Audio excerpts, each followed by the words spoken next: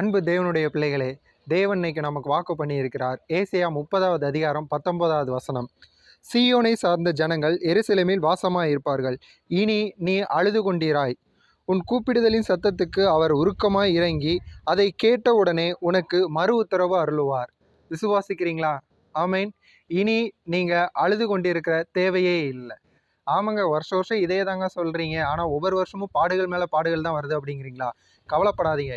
தேவன் இன்னைக்கு வாக்கு பண்ணியிருக்கார். இனி நீங்கள் அழுவதில்லை. இதுவரை எப்படி அப்படிங்கிறத பெருசாக நினைக்காதீங்க.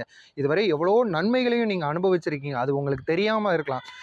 ஏன் நீங்கள் அழுகிறீங்க அப்படின்னா, ஒரு காரியத்தை நீங்கள் விரும்புகிறீங்க பார்த்தீங்களா, அந்த காரியம் நிறைவேறலை அப்படிங்கும் பொழுது உங்களுக்கு அழுகை வரதான் செய்யும். இன்றைக்கி தேவன் அதை தான் சொல்கிறார். நீங்கள் எந்த காரியத்தை விரும்புகிறீங்களோ அந்த காரியத்தை நிச்சயமாகவே இந்த வருடம் தேவன் உங்கள் வாழ்க்கையில் அருள அவர் சித்தமுள்ளவராக இருக்கிறார். விசுவாசிங்க. விசுவாசிக்கிறவனுக்கு எல்லாம் கூடும் அப்படின்னு சொல்லியிருக்கிறது.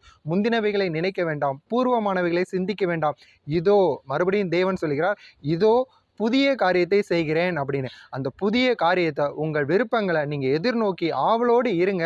நிச்சயமாகவே இந்த வருஷம் தேவனுடைய ஆசீர்வாதம் உங்கள் வாழ்க்கையில் காணப்படும்.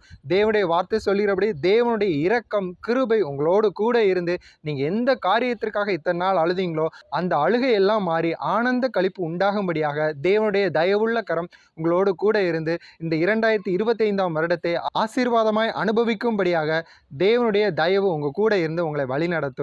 கர்த்தர் நம்மை ஆசீர்வதிப்பாராக. ஆமென்.